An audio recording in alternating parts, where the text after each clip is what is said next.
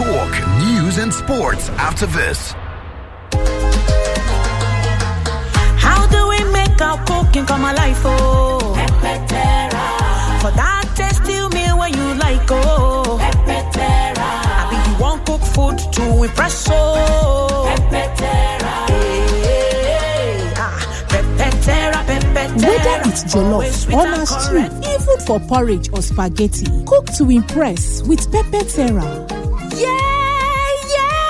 Pepetera. I am malaria, the king of malaria parasites. My mission is simple: to take over your body, to cause fever, chills, headache. But one thing stays in my way. Come on. Effective relief from malaria. Comal on. Malaria gone. If symptoms persist after 3 days, consult doctor. As we mark another client service week, Cool FM, Wazobia FM, Nigeria Info, Kids FM, and Ariwa Radio want to thank and appreciate our reputable clients for your continuous patronage to our brands. Arla Foods, United Bank of Africa, Leadway Assurance, ARM, Zenith Bank, MasterCard, LifeScore Bet, Bet Niger, Sosa Drink, Hero Hunter, Pocari Sweat, Bet Power, Pepsi, Supreme Noodles, Avon HMO, Lafarge, Access Bank, Sweet Nutrition Limited, PZ Cousins, Techno, Xiaomi, and many more. We assure you that our outstanding and timely service delivery will always be our priority as we offer more to serve you better. Everyone says I'm beautiful and bold. They say I'm fashionable. And to crown it up, very confident. And my secret is... People say I'm good looking, funny, hardworking, and to crown it up, very confident. And my secret is... So whether in the office or at home, in the streets or on the dance floor, anytime, any day, I never lose my confidence. And the secret to my confidence is Wazobia perfume. Absolutely. Wazobia perfume gives the authenticity and long-lasting fragrance all day. That's my secret confidence. Wazobia perfume is available in body spray. Also available in supermarkets and markets near you. Wazobia perfume, the correct scent. That special secret that awakens taste buds. Mouth-watering wonder with awesome aroma. Terra seasoning cubes. Terra seasoning cube turns your meals into a masterpiece. Unwrap joy, unleash taste. Hey, come cook with Terra cubes. Come cook with Terra.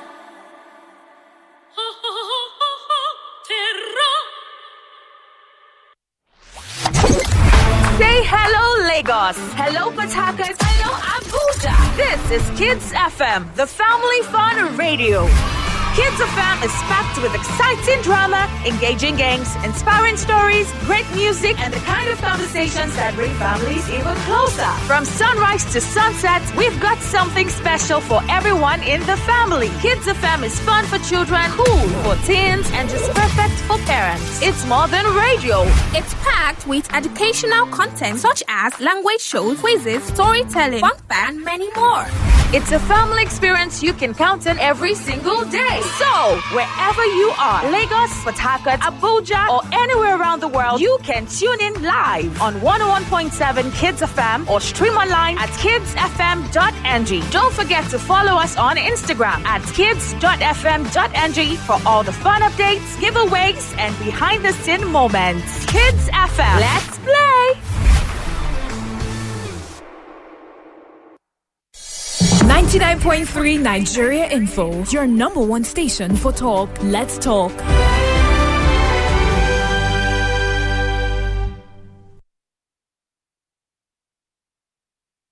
From across the street to across the globe. There was a general complaint of voter apathy. What do you think was responsible for that? This man is telling Americans, you saw clothes of hush puppy. You do this, sewing clothes. You also use Deputy Inspector General Police. What a shame. 99.3 Nigeria Info. From more news to more talk and more voices. I thought to myself, where is the renewed hope? This president is one of the best that have happened to Nigeria. APC opposition list expectations for next INEC chair. Let's reform for the good of Nigeria. INEC shortlists 14 associations for political party registration. This is the first time you see that legislature is defending the executive. Negotiating with terrorists, and they're telling us what they want. I don't know how else to describe it. Nigeria is not normal. I want Nigerians to be prepared. The 2027 election is going to be an election that has been different from any other election we've experienced in Nigeria. The conversation starts here. 99.3 Nigeria Info. Let's talk. It's 4 o'clock. 4 o'clock. And now the business news.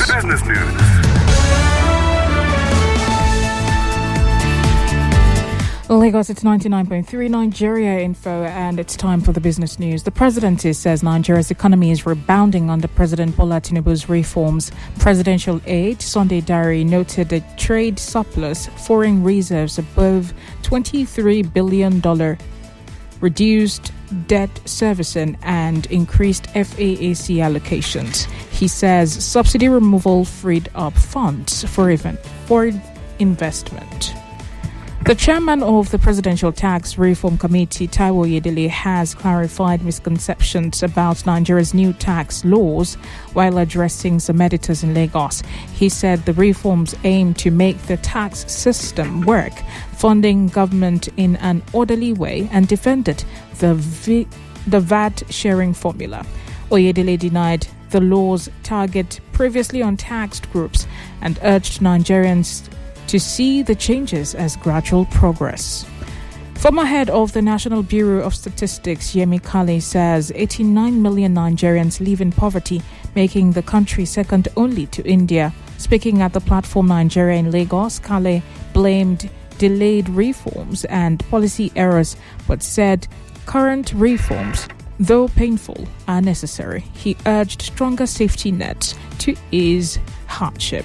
That's all for the news. I am Buluwatife Jagade. Borderlines with Ireti Bakare-Yusuf is up next.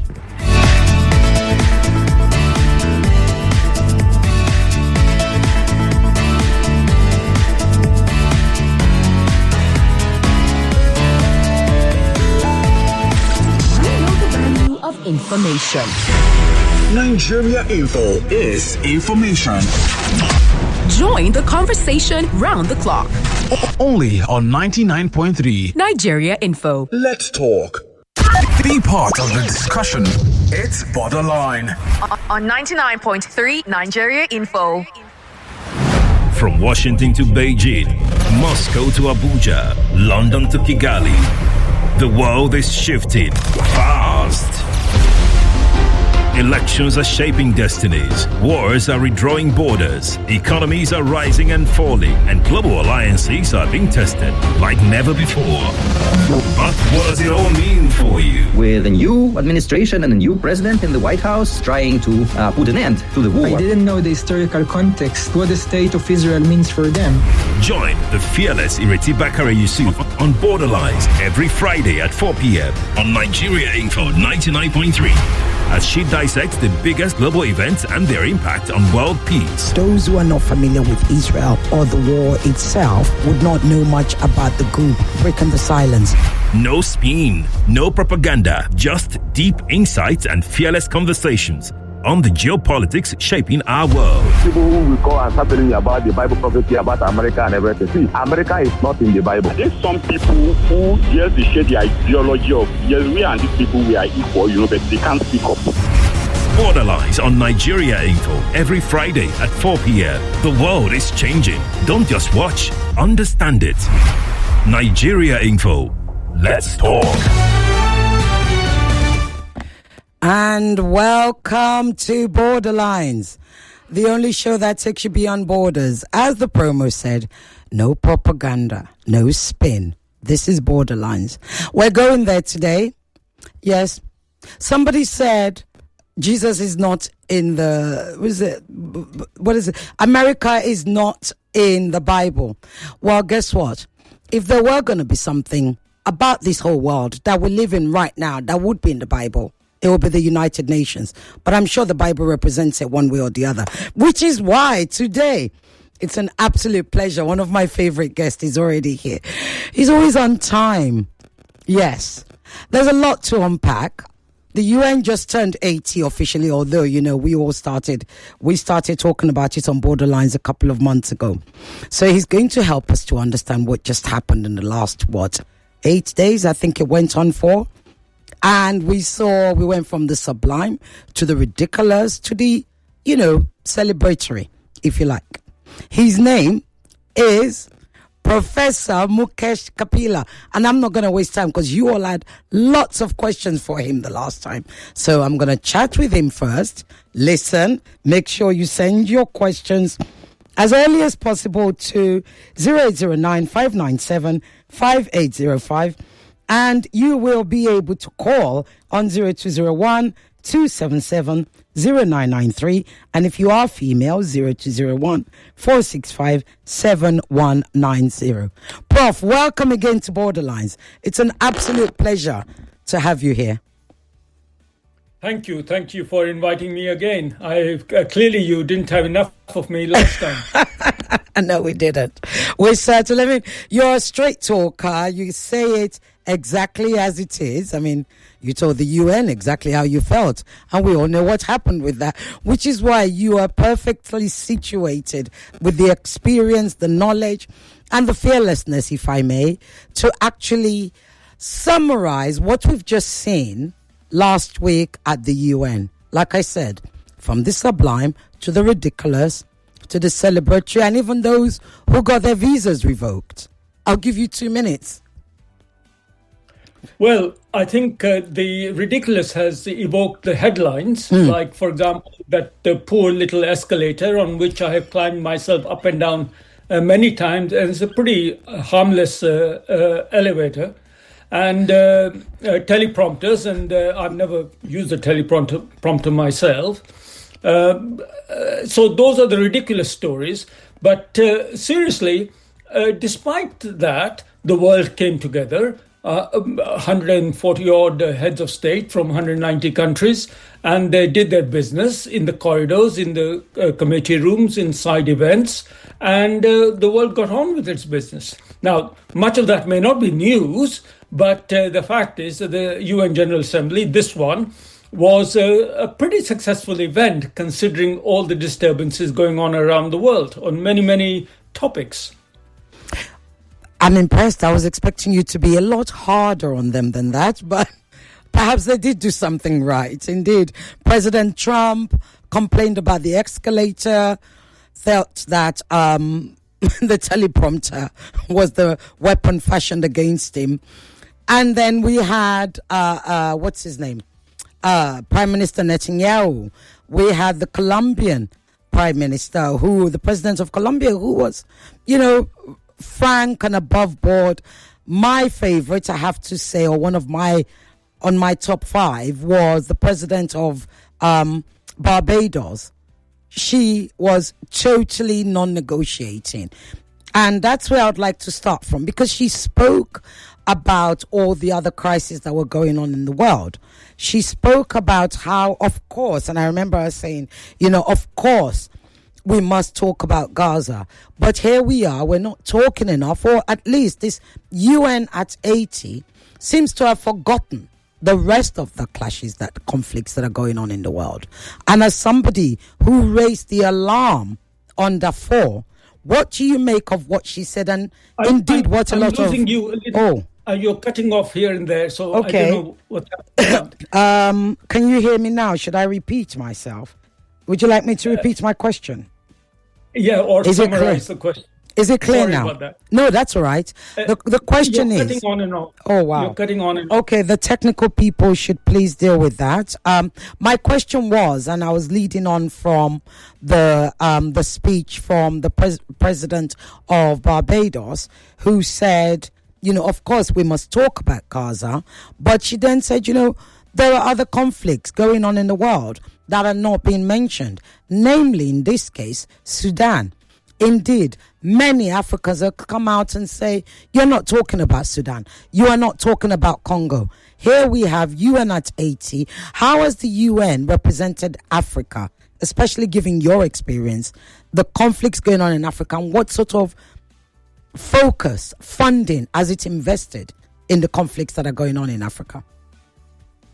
Well, if I got your question right, there are many conflicts going on the world, but some are clearly more popular than others, and especially Palestine, Gaza. We had the special session on Gaza where many countries recognized Palestine, an empty recognition, but politically and emotionally significant, while other conflicts, especially Sudan, which is very close to my heart personally, was grossly been neglected in terms of interventions to do something about it. And then there are other situations also happening around the world, Eastern Congo and Haiti and the Rohingya in Myanmar and such like. Now, the problem is we blame the UN for this, but in the end, the UN is no more than the collective reflection of the voices that are represented. And some voices are louder than other voices, and that's true of life generally. So if, for example, some crises do not appear to have the same prominence, it's because people, which means nations, are kind of choosing what to focus on and what not to focus on. That's not the fault of the UN per se. That is really a reflection of the geopolitical interests of different countries in the world, which regionally, as well as in relation to particular issues. So I'm not sure we can say anything much on that, other than to say that has always been the case.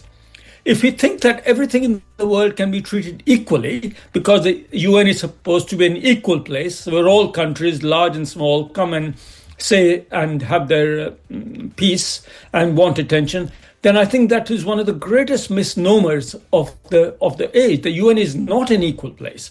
The UN is a place for strong countries, powerful countries, and for those who have the loudest voices. And the others are lucky if they can get their few minutes on the podium. And then isn't that then the problem? Isn't that, can you hear me now? My mic seems to be going strange as well, actually, I have to say. Can you hear me? I heard you say something. I didn't get the question. What did you do? Isn't that the problem? Yes, isn't that the problem? When by that, what I mean is we have an issue where some conflicts, irrespective of how big they are, even though they affect thousands, if not millions, they don't get the look in, and it's that imbalance, that power imbalance. How do we understand? How do we negotiate with that? How can you unpack that for us? That power imbalance. Well, I think it's always been the case. Okay, and ever since the founding of the UN, some voices have been stronger, and others have had to be dragged along. How do we redress this balance? If that's your question, then I think we are heading in the right direction, if it is some consolation to say that, simply because people are not accepting, countries are not accepting everything that's being done to them. Hence, you saw all those speeches going on in the assembly where Barbados or other countries who were protesting about what's going on and who were not accepting the dominant narrative of the US and other powerful countries. And they were saying, okay, that's the reality, but we don't accept it. Now, so this is a reflection of a changing world order. Now, I don't know where the world order is leading and whether or not the world order is going to be better than the one that is fading. But we are in this moment of transition, and that I think is a good thing. But but let's not be naive about this. Just because there are more voices that are speaking up, little voices are getting more assertive, and countries are getting stronger, and the more powerful, richer Western countries are getting a run for their money, doesn't mean to say that the new order is necessarily going to be an equal or a fairer one. So I think this is an eternal struggle. As someone described the UN as a theater for the balance of power. I think it was the Finnish president in his excellent speech said that the UN is like a theater for balancing power. Now, if you visualize this UN like that as a place where you do combat about power and influence with words, preferably not weapons, then I think it is where you will see all these contradictions, where you will see visas being denied or not denied. You will see certain people being given more prominence or not more prominence. That's why I've argued, don't give the UN so much importance as we are doing. Everything doesn't have to happen in the UN. New York is not the center of the world. New York is not the center of the world. Can somebody please cut that? I think the world needs to know. I think you might even have said that the last time you were here. But whilst New York is not the center of the world, of course, can you hear me? I really don't know what's going on today. Are you able to hear me, sir? Prof? You cut off with long chunks of time, and then I get a few sweet words from you. The gremlins are trying to get in between our conversation. I won't let them. Can you hear me now? Yeah. I think I'll repeat my question. Going on from what you said, indeed, New York is not the center of the world, but America has the power. We have to talk about this veto power. This veto power that, in my opinion, and I think many would agree, that has made the UN pretty much toothless, right? And of course, the UNSC, which is the UN Security Council, and those that are allowed on there who are the big boys, as I call them, and the small brothers are not allowed. How then? So if that power resides, the power to veto resides in the hand of the United Nations, how else is the rest of us supposed to see New York, if not the center of the universe, at least the diplomatic universe? Well, I think it is true that the way the Security Council works with veto for a few countries in it makes certain decision making difficult. But look around you. It hardly makes a real difference. So, for example, the countries impose sanctions on other countries and doesn't stop other countries from trading with them, whether we're talking about Russia or whether we're talking about Iran. So I think you'll find that the veto power is not as influential as it once used to be, because countries are simply going around making their own dispositions. They are making their own foreign policy decisions, building a multipolar world, and deciding what they will accept and what they will not accept. So, to be honest, the Security Council is toothless. Therefore, by definition, its veto power is useless, because countries who want to do something, they'll do it anyway. With or without. Do you think China is going to wait for the Security Council to decide on what it can do or not do in relation to Taiwan, or whether or not it's wanting to carry on supporting Russia or such like? No, it'll just carry on. And so will other countries. Do you think India will stop buying Russian oil? No, it's not going to do that at all. And we're talking about the big countries, but the same is true for the lesser countries. Countries are doing whatever they want to do. So, to be honest, I think this preoccupation with the Security Council reform and veto powers is a distraction.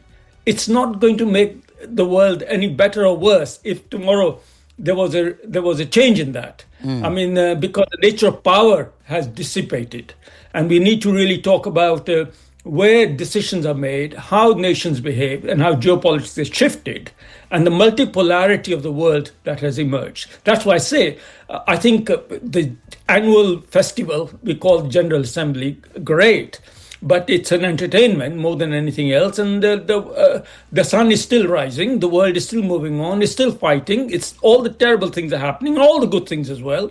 So I think we should move on from making this the center of deciding how the world is going to be run. Which then brings me on to, I'm going to put you on the spot, and I do want you, because the last time you were here, you were like, you've kind of stayed away from critiquing. Notice I said critiquing, not criticizing African governments. But I am inviting you to give us your opinion, your frank opinion about it.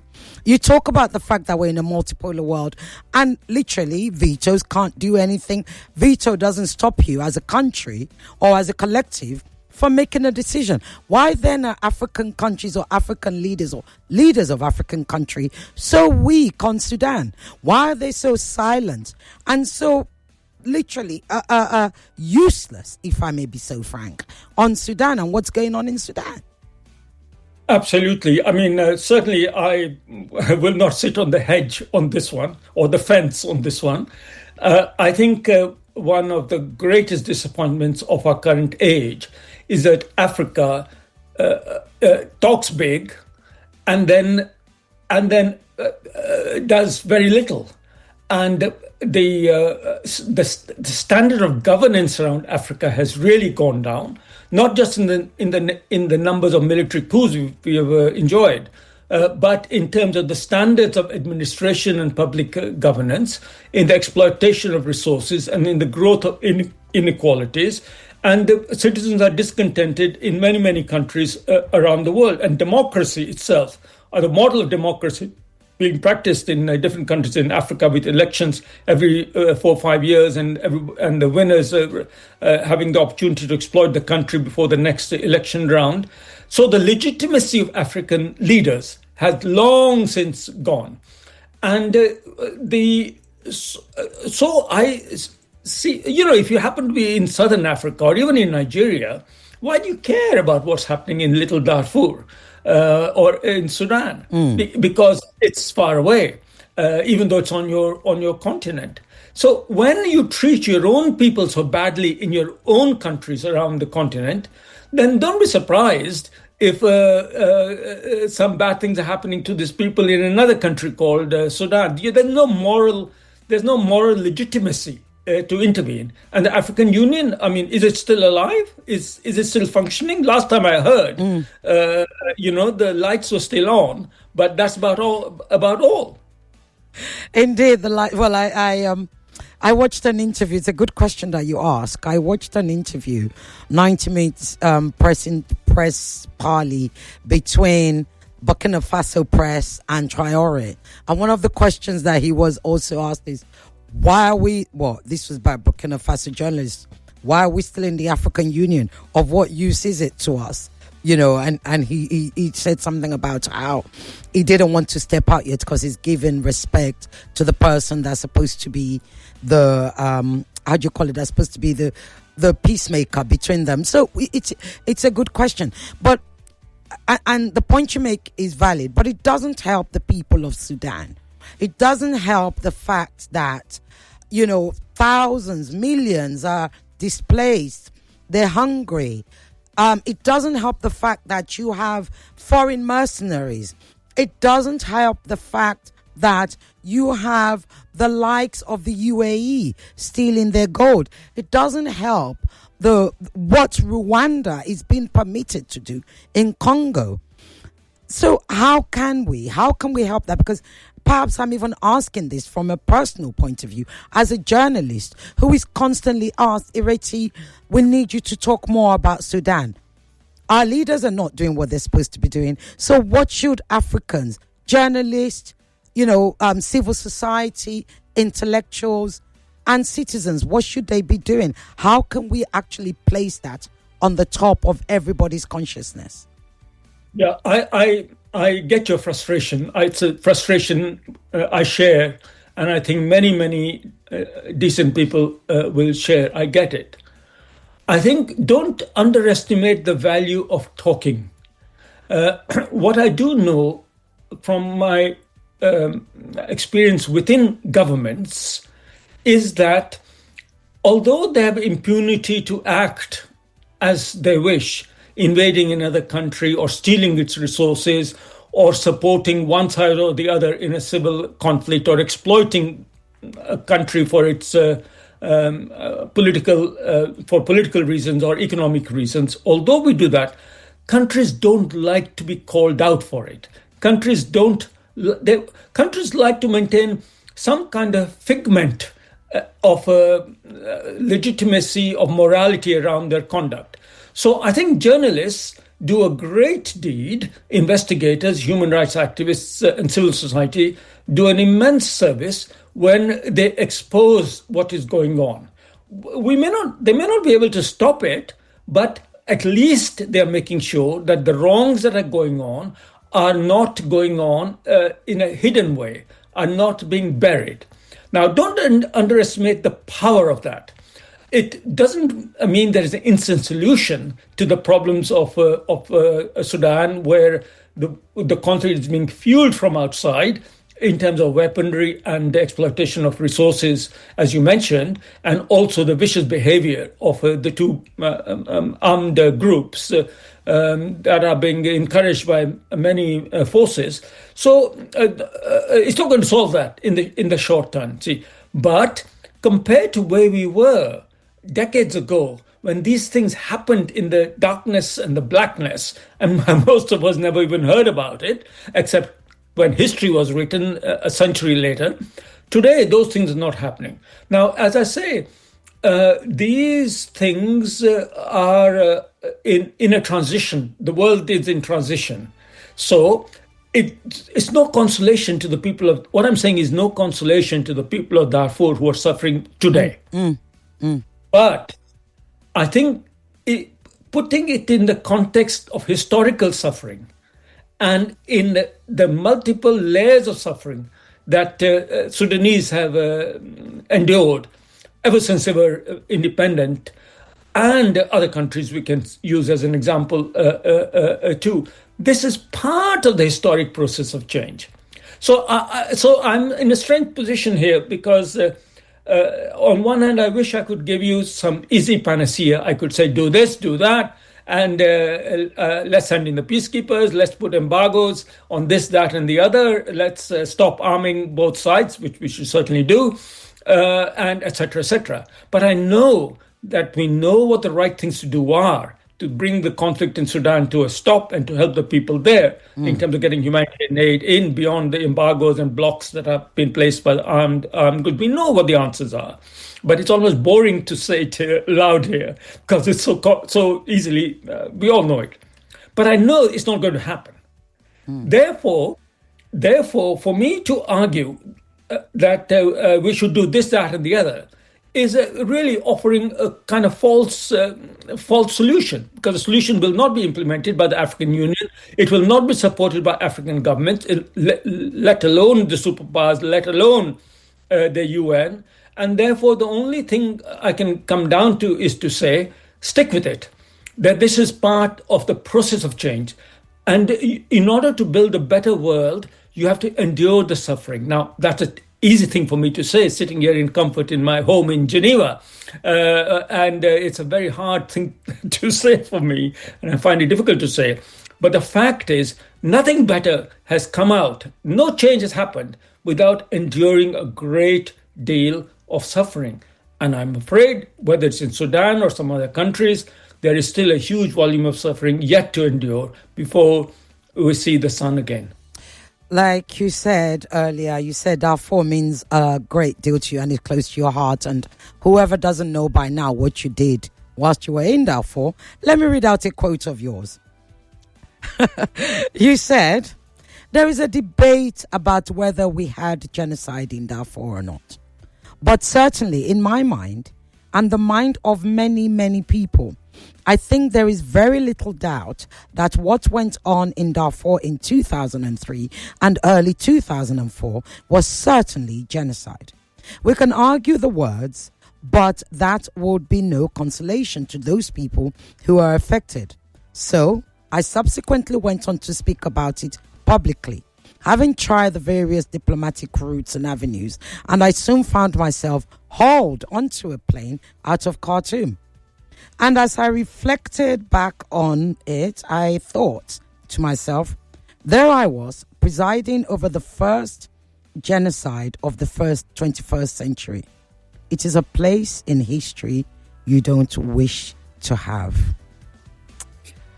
Here we are, what is it, almost 20 years on, and it's still the same thing.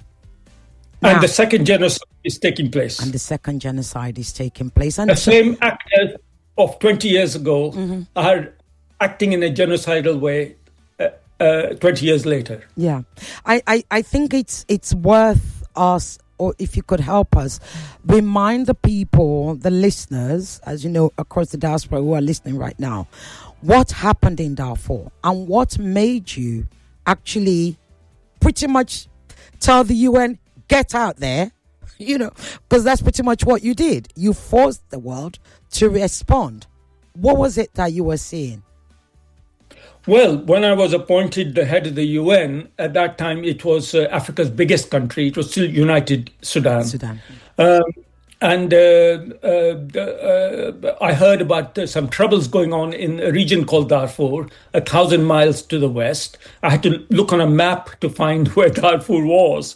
And when I went there, I could immediately recognize a version of Rwanda taking place, because I had been in Rwanda before in 1994, and I had seen the mass killings there, which, as you all know, it was genocide. And what I saw in Darfur was that the nature of the violence was very selective. It wasn't everybody fighting everyone. It wasn't just atrocity and murder on a large scale. Darfur, by the way, is a region the size of France. So we are talking about a big area. But what I saw was very simple. It was that one bunch of people, which was mostly groups of Arab origin, were attacking people, Darfuris, of African origin. Now, to my eyes, they all look the same. I mean, I can't tell the difference between an Arab Darfuri and a Black African Darfuri, because they live together and they've intermarried for generations. They look the same to me. But the ethnicity, as you know, is a social construct. It's not because one ethnic person's blood is different from another ethnic person's blood. It is a self-identified identity. That's what makes it. So what was happening was that Arab groups from the Nile region and the Arab groups basically were exploiting the black settled populations of Darfur. And accompanying this was a rhetoric. The rhetoric was they were calling the black African populations. They were saying, we will give you Arab babies, as they did mass rapes. I think 1 in 3 women in Darfur were raped during my time. Those were my calculations at that time. And they were saying slaves, abid, derogatory terms for slaves. So we know that this campaign had a strong racist dimension to it. And all genocide is ultimately based on racism. We call it ethnic and all that sort of stuff, but ultimately it's racist. So when I saw the pattern of destruction and saw that it was selective, it was targeting not every village in Darfur, only the black villages. You could go from one village and 5 minutes flying away on my UN plane, a village was perfectly all right. So I realized it was very much like Rwanda, where the Hutus had gone against the Tutsi. And the only difference between Rwanda, as I had seen in 94, and what I was seeing now in 2003, was the weaponry being used. In Rwanda, it was they were using their domestic weapons. Here in Darfur, I was seeing guns and bullets and Antonovs, and the only one side had basically aeroplanes, only one side had technicals, only one side has the artillery, which they were using, and that was the government side. The other side didn't have any, you see. So and the government side being the North Al-Bashir, what is now currently the SAF, the military government, is that side. Yeah. And we know from history, all history of genocide, genocides are always an act of state or controlling authority. If you look at all the genocides of history in Cambodia, in the Nazi Holocaust, in Srebrenica and Rwanda, it is the government authorities who generally initiate, because only they have the organization, the capacity, the command and control, the intelligence, and the means to do that, right? So, some are arguing that is happening in Gaza now. That's another debate. For me, it was very clear. It was genocide. And that's when I spoke up. And I was lucky in the sense that at that time, the Security Council was functioning. And I got a hearing. And that resulted in a referral to the International Criminal Court, and the first African Union UN peacekeepers arrived on the ground. They brought the killings to an end. The African Union UN, it was a hybrid mission. And so you can say that the genocide was suspended. But because there was no justice and accountability, because the perpetrators were never brought to proper justice, even though they were indicted at the International Criminal Court. These guys survived, they prospered, and in the following 20 years, not only did they survive and prosper, they updated their technologies. So in my time, 20 years ago, they had crude aeroplanes from which they rolled petrol bombs at the back of Antonovs. Today's jets, today's drones, today's weaponry, especially imported weaponry, is far more sophisticated. And cyber warfare is being used and intelligence is being used to target civilians and harass them.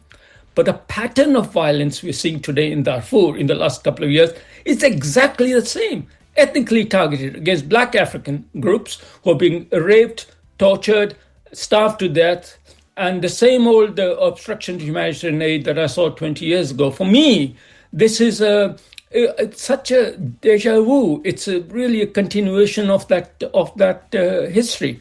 And as you quoted me earlier, to go into history as having presided over the world's first genocide, and then to be sitting here 20 years later telling you that I failed completely and I'm still failing, and we're all still failing.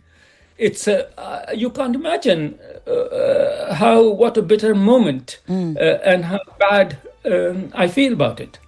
Indeed. I mean, I think, like I said earlier, even as a journalist, because one of the things that the warring factions in Sudan have done is to cut off journalism, any form of reporting. We don't get it. I think it's only recently that an international journalist, who incidentally is Sudanese, was able to get in there and actually show us what was going on. Until then, we just get snippets and we don't see enough, which is where I often find myself explaining when they say to me, what is the difference between the genocide in Gaza and the genocide, going on in Darfur and in Congo? Now, I'd like you to kind of correct me if I'm wrong. I said that one of the big difference, like you said, is the world has not been able to get an insight, a live visual daily into what's going on in Sudan. Whereas in Gaza, what the Palestinians do is they make sure it's live streamed to the whole world, so you can't look away. Why is it that the Gazans or the Palestinians in Gaza are able to get, even though we know Israel cuts off their internet, but they're still able to get these things out? But in Sudan, in Congo, in the parts of Africa, we don't get, once the warring factions have actually cut off the internet, we don't get to see what's going on anymore. Is it time that Africa needs its own Al Jazeera? Well, I think a number of issues there. Firstly, I don't want to compare the suffering of one group of people with another group of people. But let's remember that in the end, we're only talking about 2 million people in Gaza, okay? So this is not to say that 2 million people suffering is worth less than the 24 million people suffering in Sudan. I hasten to point that out, you see. But we have to understand that Palestine, Gaza, much more sophisticated and developed before the recent destruction started. And the journalists who are reporting from within Gaza are the remnants, they're the stringers and the local journalists of all the wire agencies from Al Jazeera to everyone else that were there before. These are not foreign journalists. These are all local journalists, and my God, they deserve Nobel Prize for courage, if there was such a thing. Not for peace, but for courage to actually stay there and report. That's why we know everything that is going on. Now, in the case of situations like Eastern Congo and Darfur region, or other parts of Sudan, the logistics are much, much harder, and the inheritance is much weaker. There weren't that much media. I mean, I remember when I spoke up for the first time, it was to the BBC during my time as UN coordinator. I had to leave Khartoum and come to Nairobi to speak to the world's press, because there was no press much of in Khartoum, let alone in Darfur.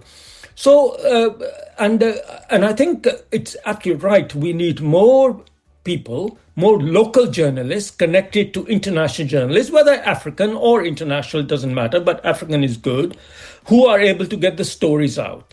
Now, today, we are able to do that in a way it was not possible 20 years ago, because we have the means of communication, we have satellite phones, we have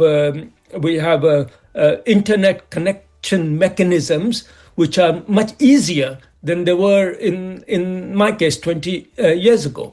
So the fact that we are not getting such coverage so much is, I think, an indictment also for the media channels, because it's hard work for them. And there is a monetization issue. How are we going to pay for all these journalists and all the reporters and all the other logistical support that needs to happen? Look at one issue of insurance. I know this from my experience, that when an international aid worker dies, when I was working in international organizations like in the UN or the International Red Cross, the insurance premium is the survivors get insurance, the injuries and benefits and all the rest of it. When a local staff member dies, the compensation is very, very little. There's a two-tier system here. So the locals are bearing all the risk and receiving the least compensation, literally, when they lose their lives. As we know, so many journalists and aid workers have lost their lives, and 90% of them are local people. So I think that's where we really need to draw attention and encourage these people of courage to go and do the job, which is to report and expose all these happenings into the light, not necessarily hoping that it will result in a solution immediately. But as I was saying earlier on, don't expect solutions. Your job is not to get solutions. Your job is to expose. Yeah. It's like a doctor. Now, I'm a doctor by background. Yeah. I don't necessarily expect my patient to live or die, but I expect them to receive and be given the best treatment I can for whatever condition they have. Then whether they live or die, it's in their own destiny. Similarly, in these situations, I don't know when we will have a solution to the problem in Sudan, and I can't make any fake promises to you for doing that. But I do know what our duty is in terms of keeping the people hopeful, keeping the people connected to the outside world, so that their suffering does not go unwitnessed, and where possible, to mitigate that suffering, if we can, through creative ways of bringing them humanitarian assistance using local organizations, and there are plenty of them in Sudan, amazingly. And so that way, I think we keep true to the faith and the values of the UN that we were talking earlier about, but which the UN is increasingly incapable of actually putting into practice. And just to make that important point, the important point is this. The UN is very precious for its values and ideals. But it doesn't follow that those values and ideals have to be implemented through the bureaucratic systems and agencies of the UN. And I worked in many UN agencies.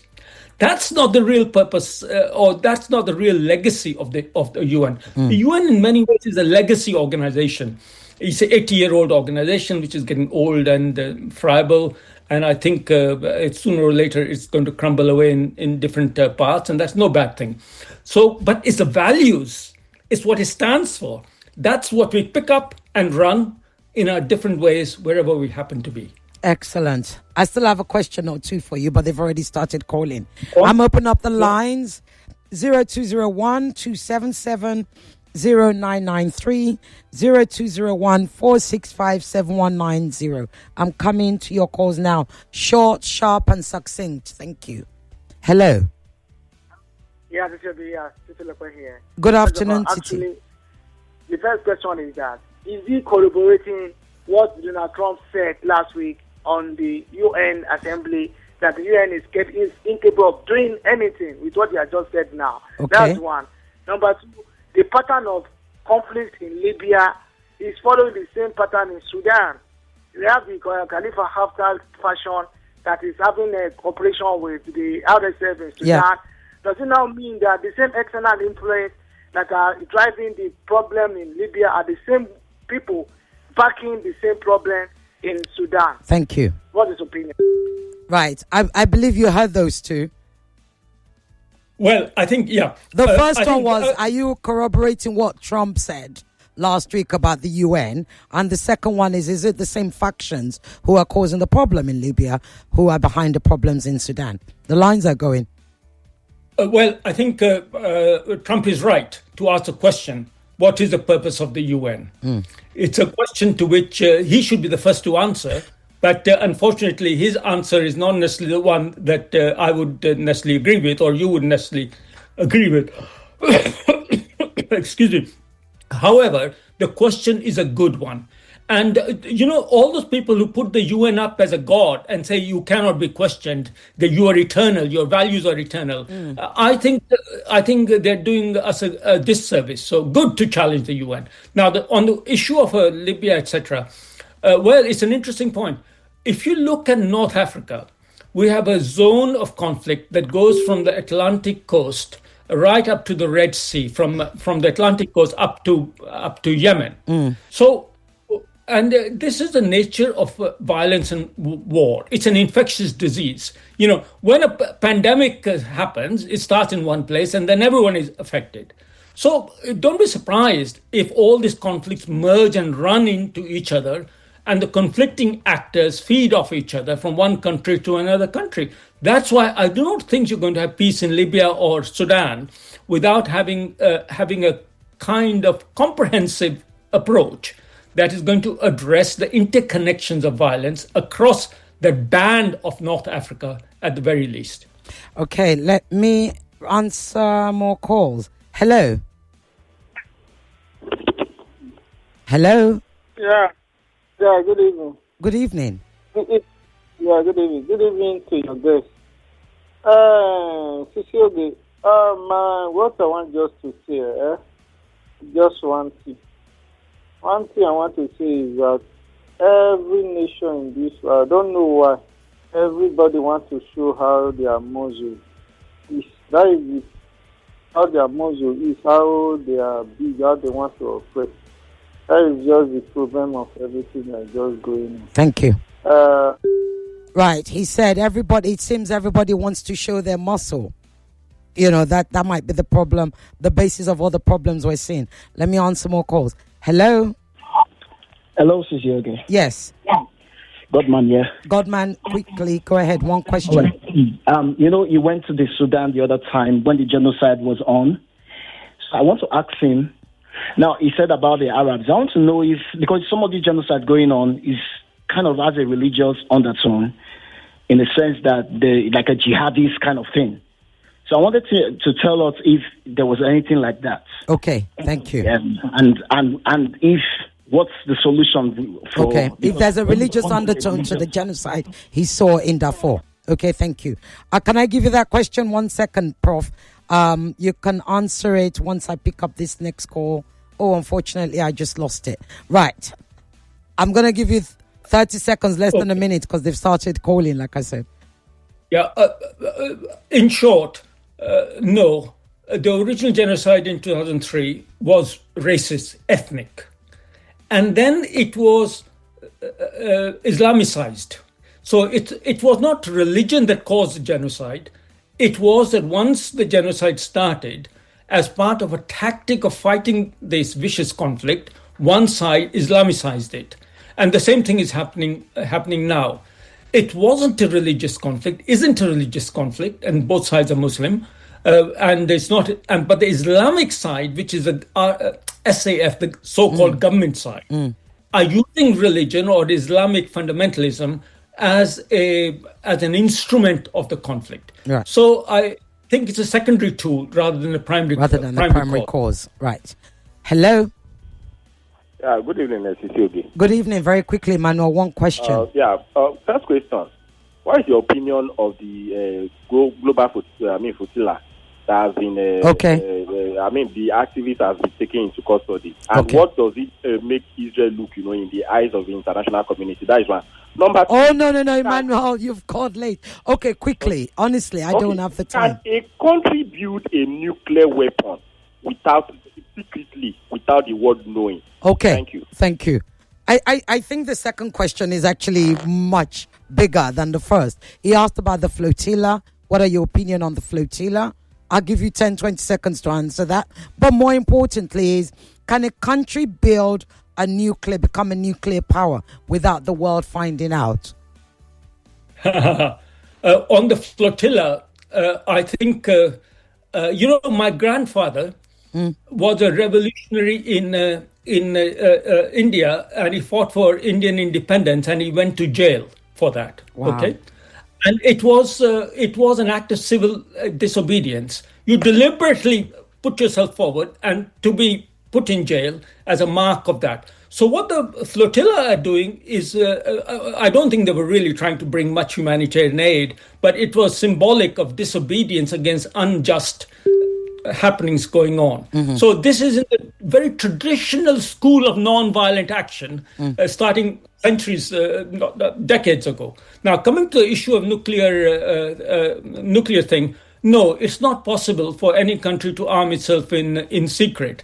Because we can detect these things with the technology. Having said that, the important point is this. I think it's not a fair world where some countries can have nuclear weapons and others can't. Therefore, to see that just because some countries managed to get nuclear weapons in 1940s and so on, and now they're trying to stop the rest of the world from getting nuclear weapons, it's untenable. Obviously, Iran is going to find nuclear weapons. India already managed to find weapons. North Korea, Pakistan. So I think either you have one set of rules on non-proliferation, anti-nuclear weapons for every country in the world, or you're going to be stuck with this. Why should one country have the nuclear weapon right to hold a nuclear weapon and another not? That's unacceptable. So I'm not in favor of the current nuclear regime that is currently in action. Indeed. Right, my last question, because I don't have time to pick up any calls and I've only got 2 minutes left, is about the IEA chief Rafael Grossi, talking of nuclear, who has openly declared his ambition to succeed Antonio Guterres as the next UN General Secretary. Some diplomats have expressed concern that this reflects a trend of agency heads campaigning for the top post. What do you think? And would it be your choice? Even more importantly. Well, I don't know who the other candidates are going to be. So if I had the vote, I would want to actually listen to them before deciding who to vote for, if I had a vote. Now, on the question of agency heads becoming UN, I think that's a good idea. I mean, do you think that politicians, very often failed politicians who made a mess in their own countries, are better qualified to make a global mess by becoming Secretary Generals of the UN? If you've headed a UN agency and you have learned about all the problems of running one agency, surely you're better qualified to run what is essentially a bigger UN bureaucracy, which is the main UN. So I'm okay with it. And as far as Grossi is concerned, well, he's done pretty well. We're not in nuclear war yet, despite all the problems of Ukraine. The Iranians wouldn't agree with you. Sorry? The Iranians wouldn't agree with you. Well, no, we're not in nuclear war. Okay. Okay. Now, if the purpose of the Secretary General of the United Nations is primary mission is peace and security, then I think a person experienced in peace and security and diplomacy around peace and security and tough issues like that probably is a more important and better qualified candidate than someone just talking about development and humanitarian values and climate change and all the other problems the UN does.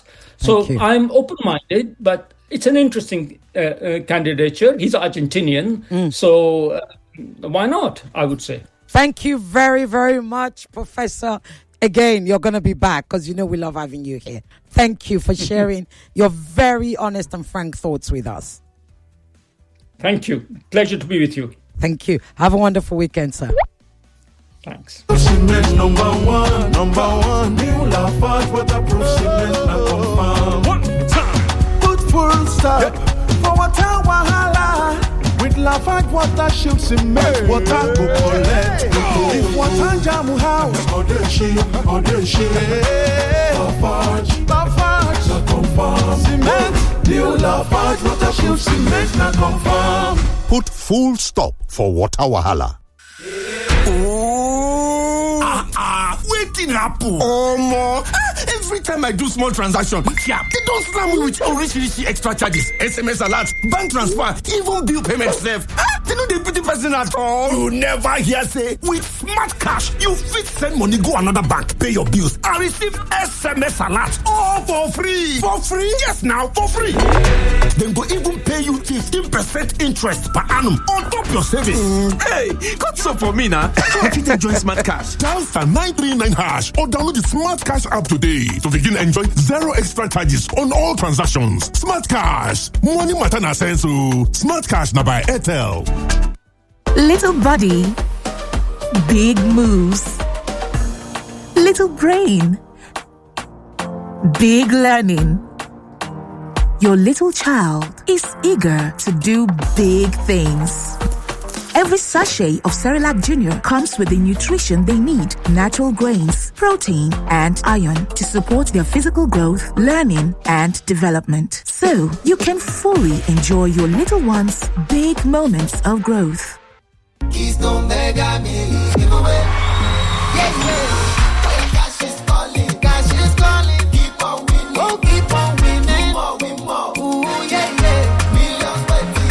From now to December 31st, 2025, you could be one of the 565 lucky winners in the Keystone Mega Milli giveaway. Simply carry out 10 transactions or more on any Keystone Bank channel for weekly cash wins, or save 10,000 naira or more for a month to qualify for the mega draw where millionaires are made. No account yet? Download the Key mobile app from your app store and open one today for your share of millions. T's and C's apply. Keystone Bank. We grow together. It's the choices you make that set you apart from being good to being great. My choice? Nivea Men Deep Body Lotion with Max Tech, powered by Black Carbon. Gives you both dark wood fragrance and 48-hour moisture. And my other top choice for all-day freshness, Nivea Men Deep Roll-On for 72-hour protection and fragrance with Max Tech, powered by Black Carbon. Skin is for playing it smart. Nivea is for skin. What does it really mean to live limitless? It's a sojourn in Gombe leading a procedure in Lagos. It's SMEs showing up every day, pushing through the odds. It's students in remote towns streaming global lectures in real time. It's you making big moves in London while chilling by the pool in Abeokuta. It's power, it's freedom, it's mounting a router outside and connecting it inside for super fast internet. It's Airtel 5G Smart Connect. Enjoy unlimited data for limitless living with Airtel 5G Smart Connect. Visit the nearest Airtel shop to get yours. Airtel. In the cooking game, you need a winning game plan. I'm not just talking about your fresh ingredients, utensils, or cooking skills. I'm talking about your choice of seasoning. My game plan is incomplete without Maggi chicken flavor. Made with a flavorful formation of onions, celery, turmeric, it's my game changer. Elevate the taste of your everyday dishes with delicious rich chicken flavor. Oh yeah, let's go. New Maggi chicken flavor, my game changer. New Lafarge water shield cement now confirm. Number one waterproof cement for Niger. Yeah. Ogbonge cement for waterlogged areas. Number one waterproof cement for Niger. Yeah. New Lafarge water shield cement number one. New Lafarge waterproof cement now confirm. One time. Put full stop for water wahala.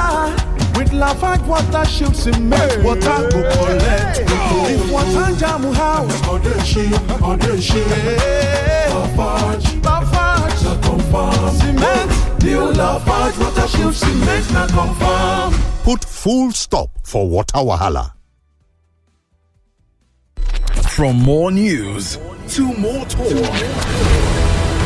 and more voices. I thought to myself, where is the renewed hope? This president is one of the best that have happened to Nigeria. APC opposition list expectations for next INEC chair. Let's reform for the good of Nigeria. INEC shortlists 14 associations for political party registration. This is the first time you see that the legislature is defending the executive. Negotiating with terrorists, and they're telling us what they want. I don't know how else to describe it. Nigeria is no normal. I want Nigerians to be a 2027 election is going to be an election that has been different from any other election we've experienced in Nigeria. The conversation starts here. 99.3 Nigeria Info. Let's talk.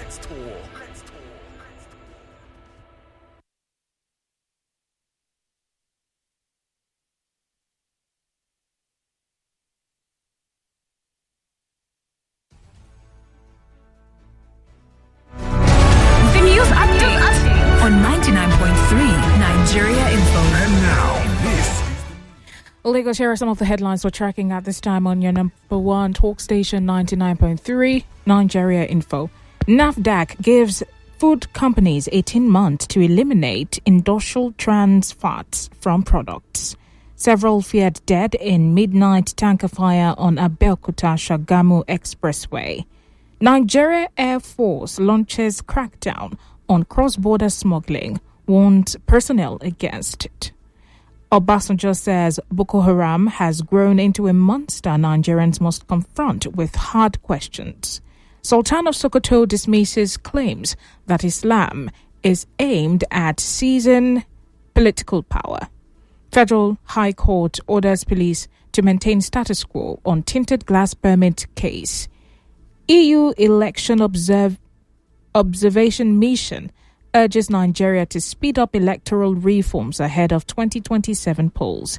And Tax Reform Committee Chairman Taiwo Yedele clarifies misconceptions about new tax laws. U.S. music mogul Sean Diddy Combs faces sentencing after conviction on sex trafficking-related charges. UK synagogue attack, 2 Jewish men killed. Attacker shot dead. Stammer vows security for community. And finally, Lagos hosts E1 GP boat race. Governor Sanwo-Olu says event will drive climate action and innovation. And that's all for the headline news. Borderlines continues with Ireti Bakare-Yusuf. I am Boluwatife Jagade.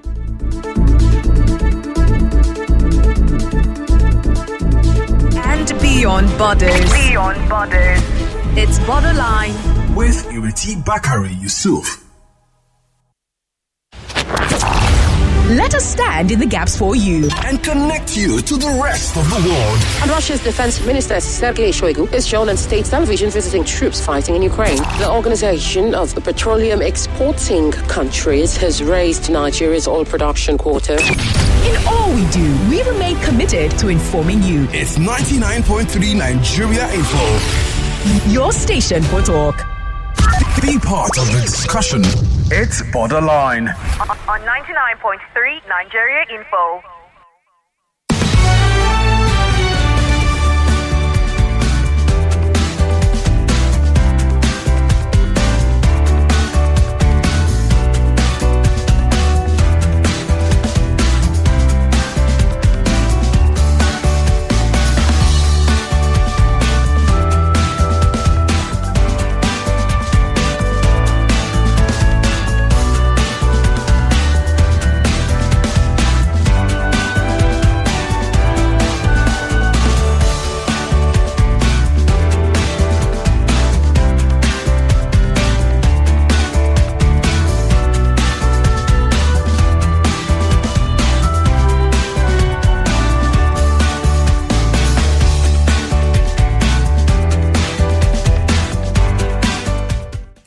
Welcome back to Borderlines, the only show that takes you beyond borders. I told you today we are crossing borders to Sudan, and we're still staying in Sudan because there's a lot to talk about on Sudan. Indeed, if Borderlines was a show that happened every single week, we still wouldn't have enough time to actually cover what's been going on in Sudan.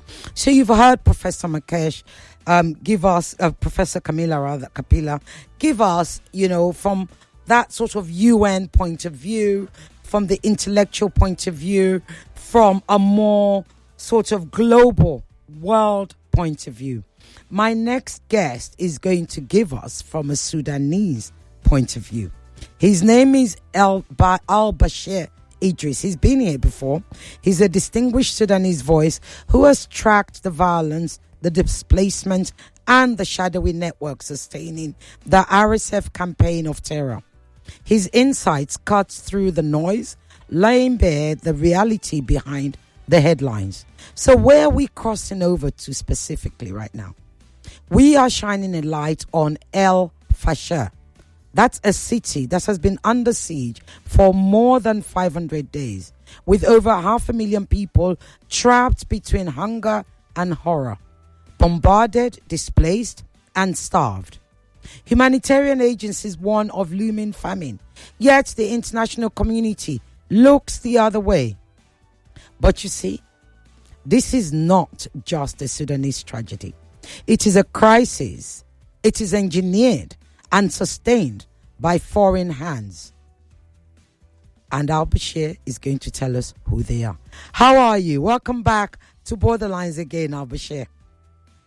Thank you very much for having me again, and I'm so glad that you've decided to go down this route of exploring and exposing what's going on in Sudan today.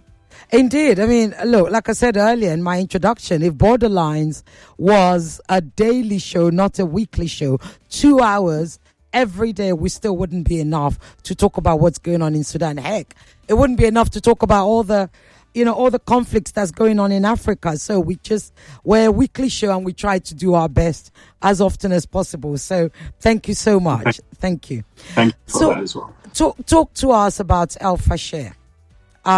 What's going on? So currently, we are in the midst of Sudan's breaking point, where essentially we're seeing a city called Al-Fasher, which is located in North Darfur. For your viewers who don't know, Darfur is in the west of Sudan, which means it borders with Chad. Chad is directly bordering with Sudan. And in Darfur, as you had with your previous distinguished guest, Professor Kapila, the last genocide that happened there was just 20 years ago during his watch. And now we're seeing that again happen. And the reason why this is such a critical point to focus on is because, surprisingly, we may see a new African country being formed here. For those who don't know, the African Union has established within its chartered union that it will not change the borders that they gained during the colonialist era. However, what's happening in Sudan now and even during 2011 with the creation of South Sudan, what we're seeing here is the creation of a new state, the Sudan's second secession. And the reason why Al-Fasher is so critical to all of this, it's because it's the last city under the control of the Sudanese armed forces and currently the Rapid Support Forces, notably known as the Janjaweed 20 years ago, are the ones besieging this city now. Al-Fasher before the war was home to around 2 million people. Currently, there's only 300,000 people left. Half of that 300,000, we're talking about children.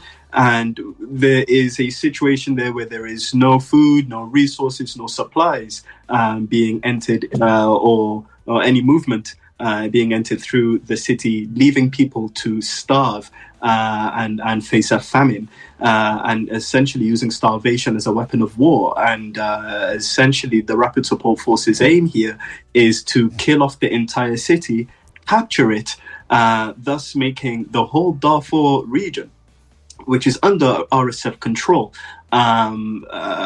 liable for secession in the eyes of the Rapid Support Forces. This is a kind of system similar to what we're seeing in Libya between Haftar and the Libyan government. Essentially, we have one country but two governments, and that is what we could kind of see happening here in Al-Fashir as well, if the Rapid Support Forces does complete that capture.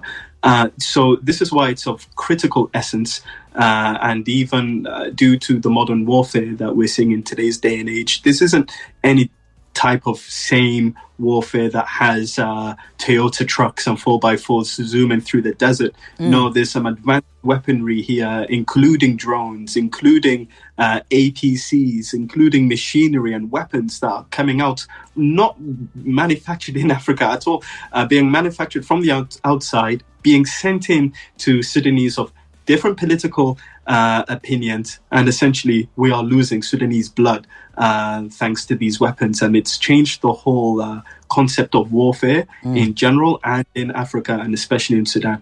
Thus, what's happening in Sudan, in Al-Fashir as well, could be a blueprint of what's to come for the future of the continent if we do not be vigilant now to the atrocities being made out there. Okay, let's go back, because I think it's important that, my listeners, they understand exactly. So Al-Fashir is in Darfur. Darfur is in the Darfur region, right? And what you've said to us so far is that it looks like there might be a creation of an independent Darfur. Is that correct? Independent... a cessation. A cessation. Yeah, they're trying to do that. But by who and by what is what I wanted to ask. Yes, who wants Darfur ceded from Sudan? Well, if we wanted to find out the answer to that question, I'm sure a simple referendum could have been done, like it was done in 2011 in Sudan, when the referendum was done for South Sudanese, whether they wanted their own country. They voted massively in favor for it, and as such, their wishes were respected. But in this case, when you're using guns, ethnic cleansing, genocide, starvation as a weapon of war, and all the extreme violence, that really does put into question: is this setting up a precedent for militias within Africa to just do whatever they want and commit as much violence as they want, so they can split their country up? If the RSF is allowed to do that, then every single militia in Africa should be allowed to cause as much extreme violence as possible to create their own state, which of course is purely nonsense. And so for this idea of who wants this seceded Sudan, I'm sure there are historical grievances, but violence is certainly not the answer. Neither is starvation and genocide. That is not the answer to do that, as we've seen in Africa and other parts of the world as well. Indeed. Certainly. Now, let's talk about, you said, through militias. So those who will benefit, because as they say, follow the money. It's always about the money. It's always about capitalism. The breakup, what's in Darfur? What mineral resources are in Darfur? I see you smiling. Yes, that's the key question. Let's talk about that. Explain to us, educate us. In Darfur, in 2007, there was found the world's largest underwater freshwater reservoir that is so deep down there, the current technology that we have as humans cannot reach it. In Darfur, there are rumored to be deposits of uranium and also mass deposits of gold. If we really wanted to follow down the money, let's go straight into it. You capture Darfur, and the backers of the Rapid Support Forces, notably the United Arab Emirates, and their backers, notably the United States of America, would have unprecedented access to resources that would continue the free market economy. The only reason why the West and the rest of the world gets to enjoy this very notion of free market economy and neoliberalism is because it exploits and plunges and essentially rapes Africa so they can take as many resources as they please. And Darfur is also part of that equation. and underneath Darfur, let's be very realistic here. In the next 50 years, let's talk strategically. In the next 50 years, there's going to be, and even now we're having water problems, drinking water problems, the ability to defend ourselves, the ability to even nourish. And I'm sure all the nations around the world will be fighting with each other to be able to get that.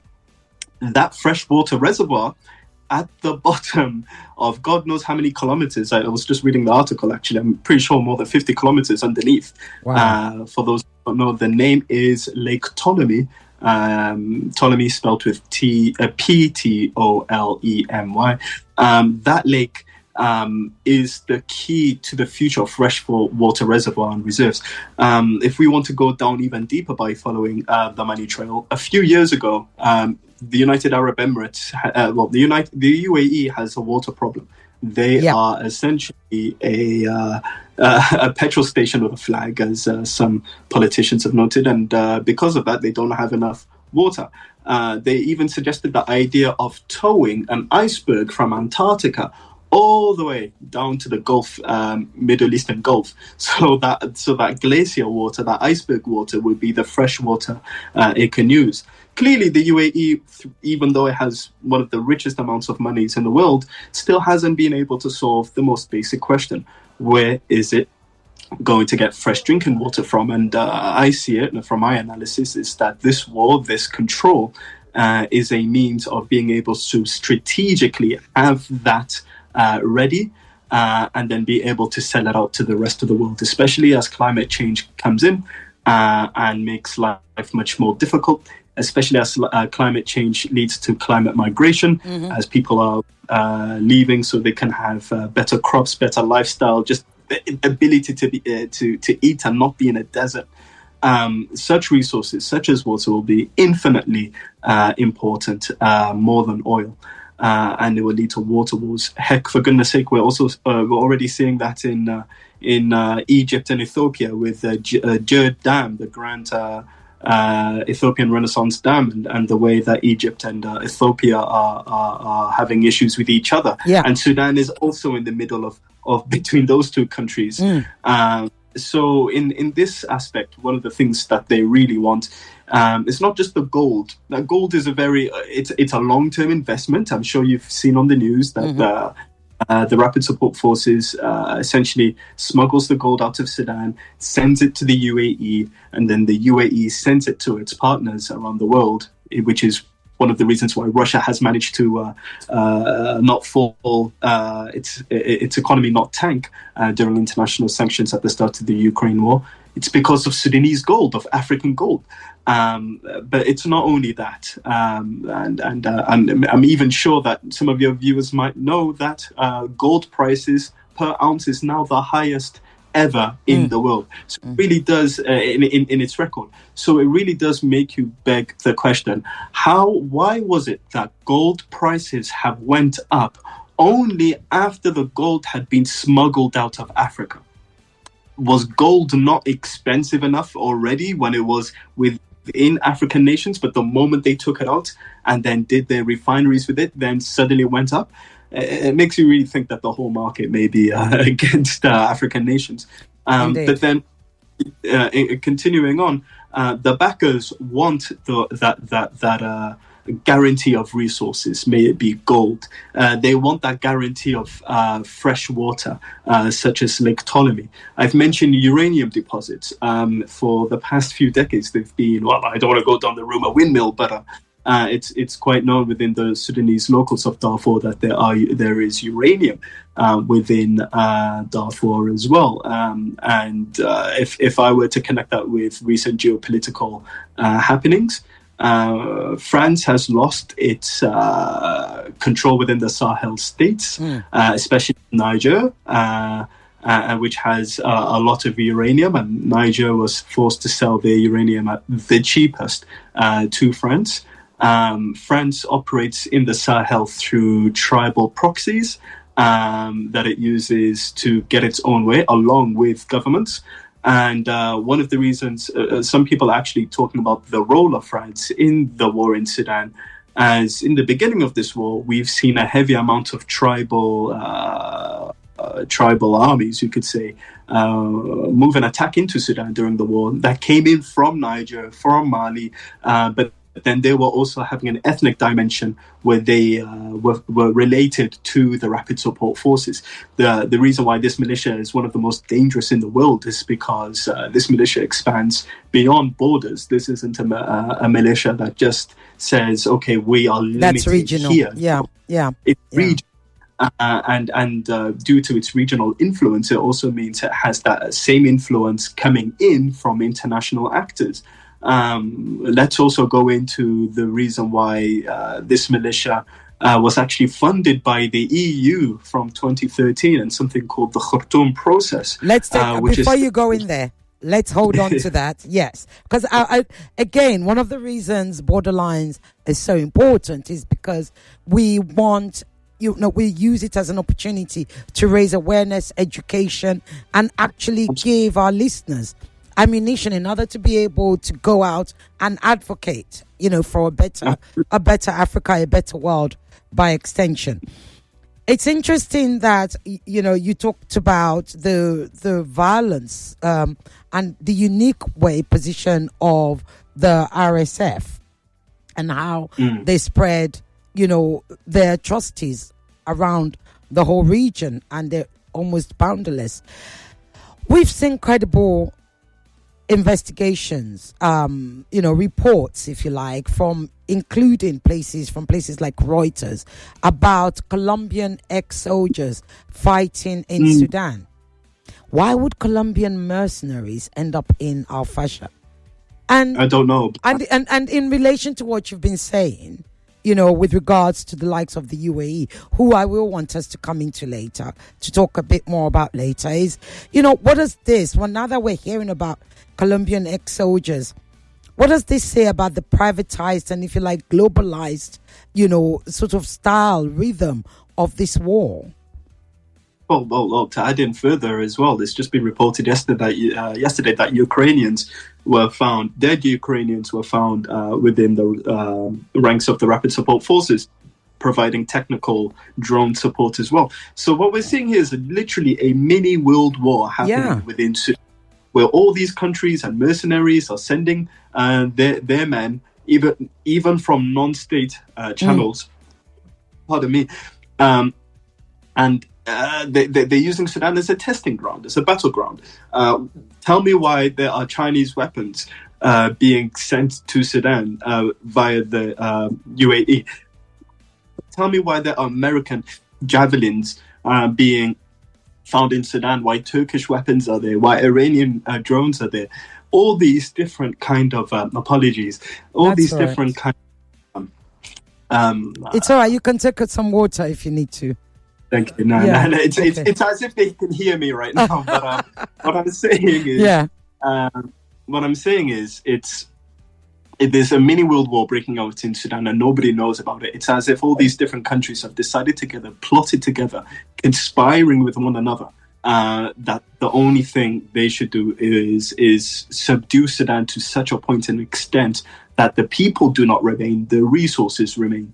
A nice analogy I like to put forward to people is that during coronavirus, many nations had to use their own resources to be able to survive the lockdowns. In a world built on globalization, where everybody kind of interacts with each other to help each other, the world stopped being global during COVID, and as such has lost a lot of money. I like to think that the world has decided essentially to come together. They've plotted and they said, guys, you've lost money, I've lost money. Let's all find a way to refill our coffers. And the weakest in the group was Sudan, and they found a way to essentially bully it and to extract it. I'm saying this because the news will tell me that Ukraine and Russia are at war. But it's why am I seeing Wagner groups or African Corps from Central African Republic assisting the Rapid Support Forces, along with Ukrainians assisting the Rapid Support Forces? How have two enemies of Europe become two friends in Africa to hunt us down? It doesn't make any sense. And there's a lot of earth-shattering, mind-shattering moments throughout this war.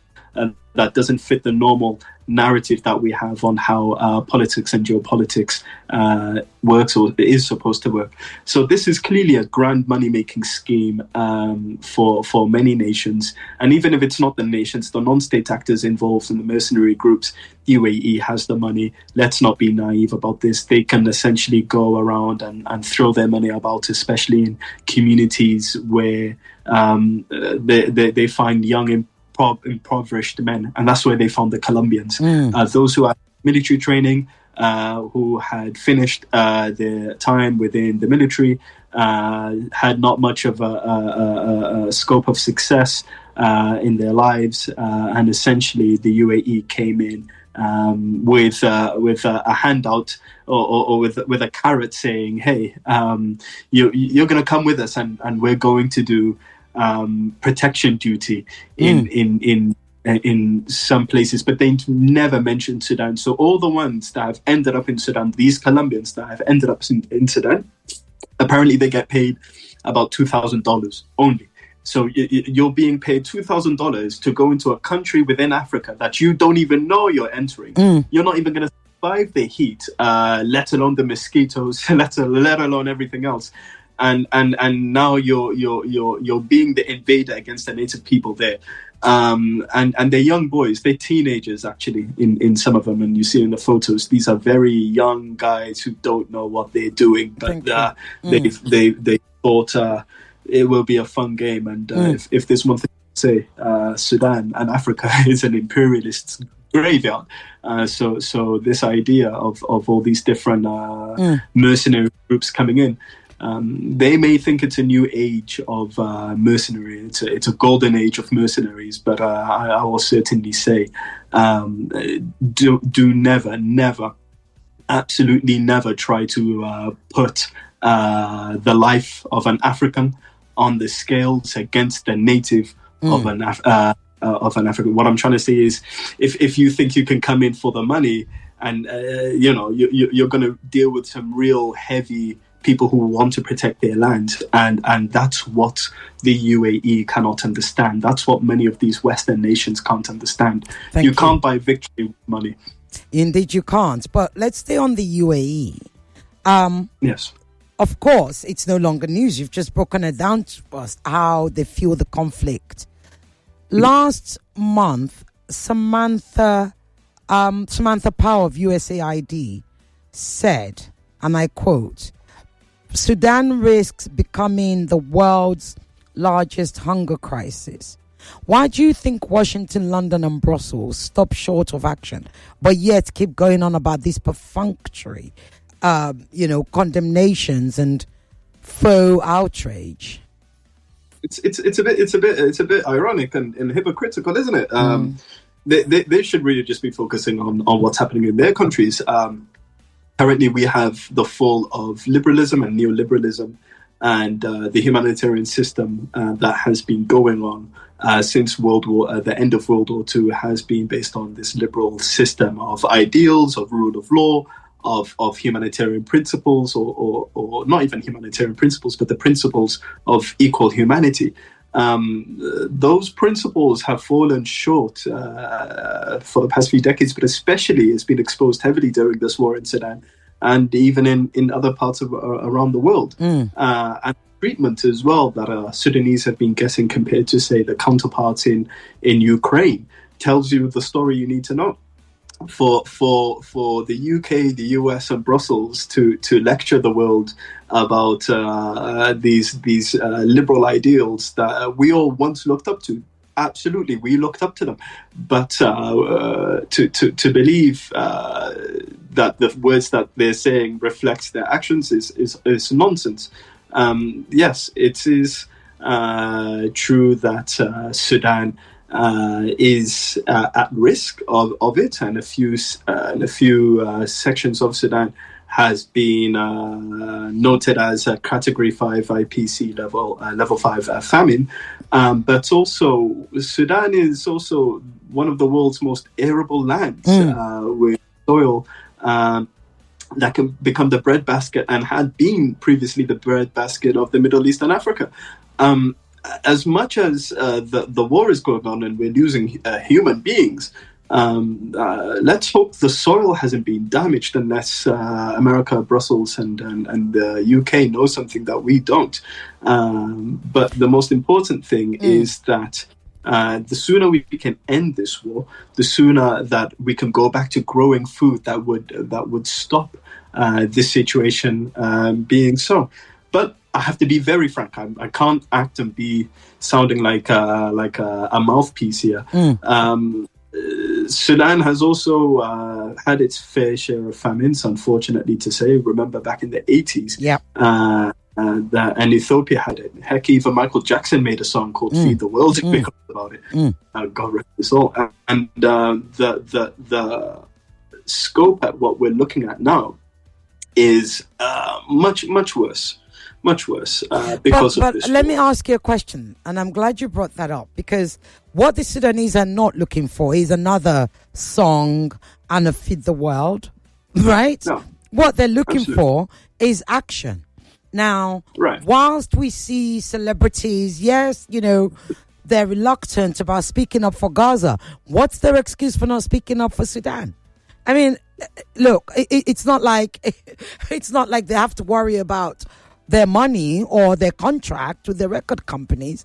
We hear of doctors performing surgeries without anesthetics, of families boiling grass for food. Yet it's not making the front pages. The world's so-called celebrities, those who would have joined Bob Geldof to sing Feed the World and, all that boring stuff, none of them are saying anything about Sudan. What is it?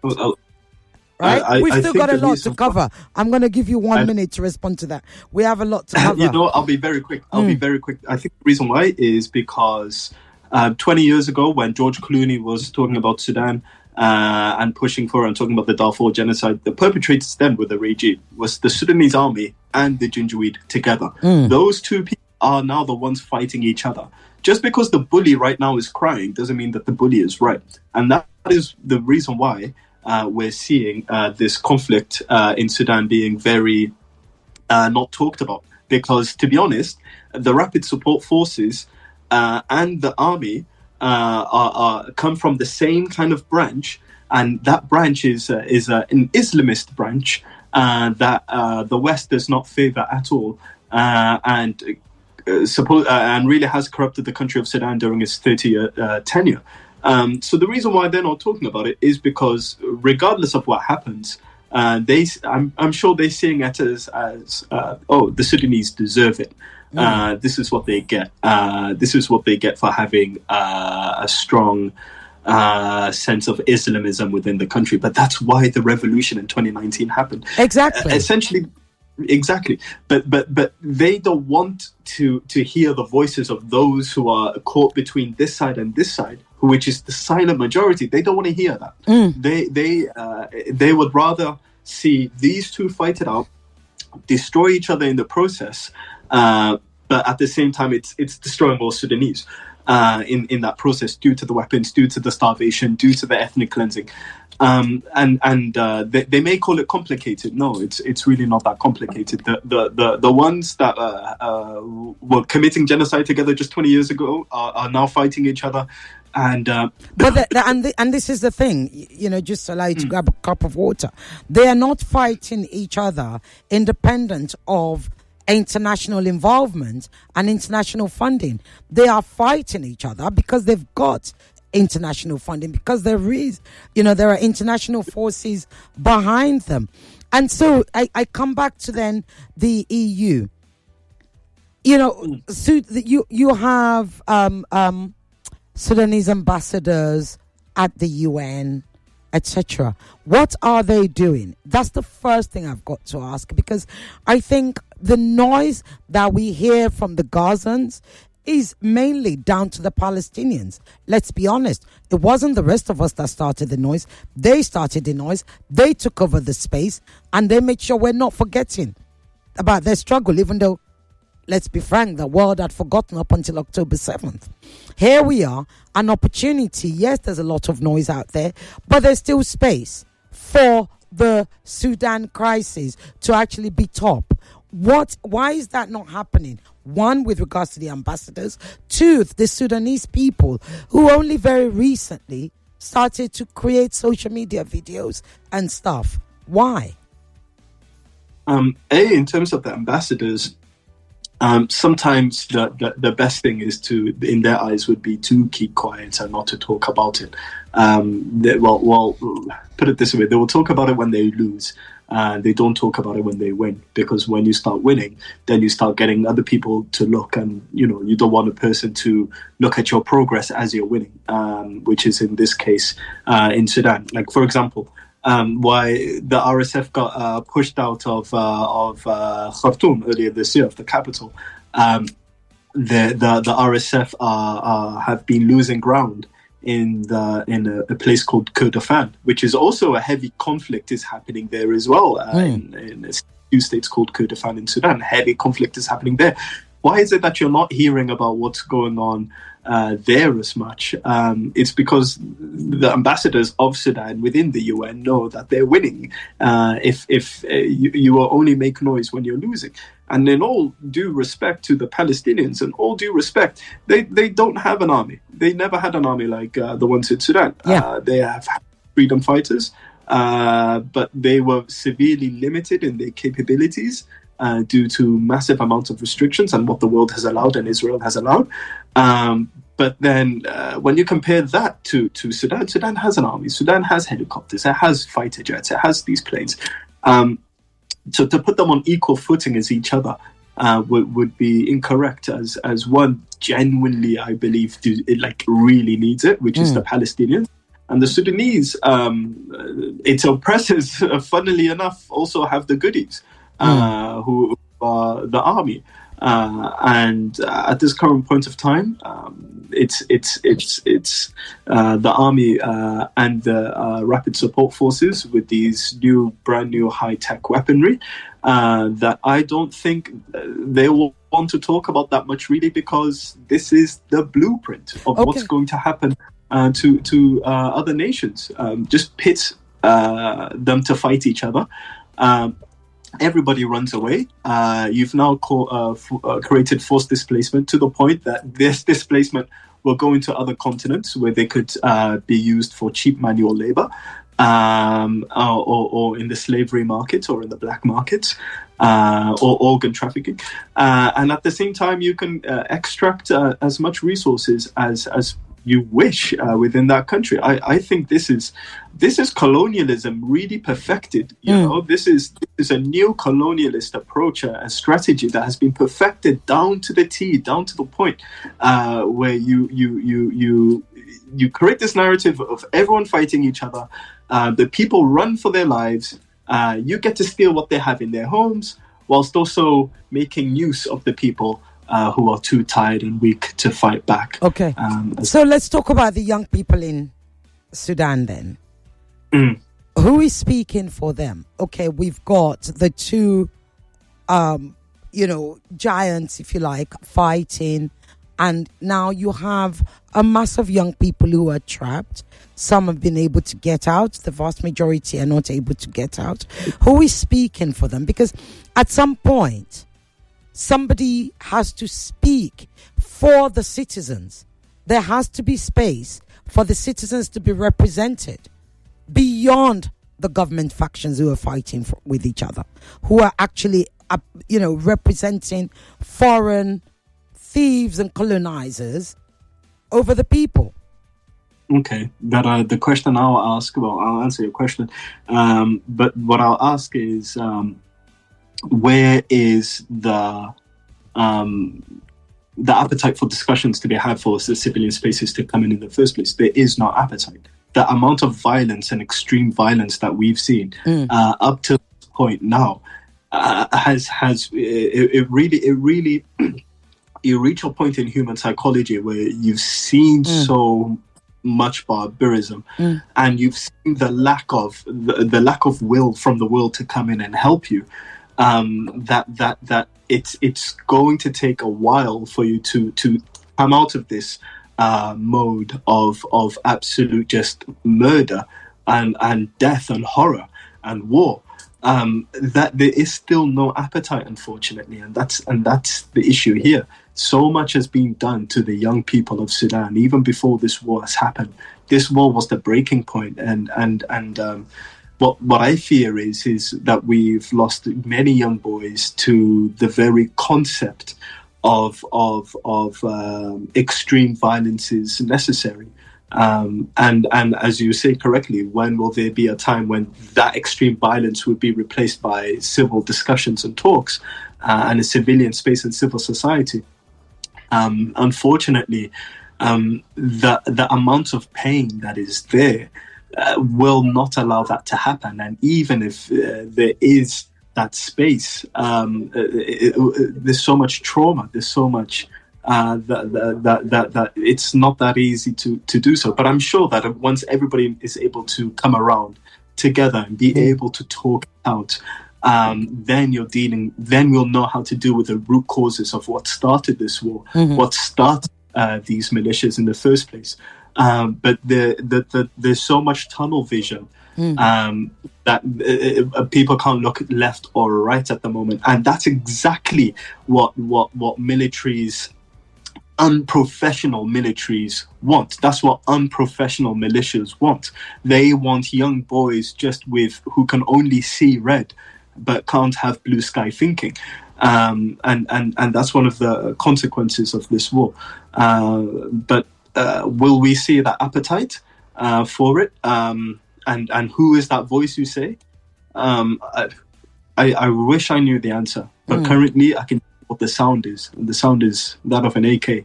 So there's no voice right now.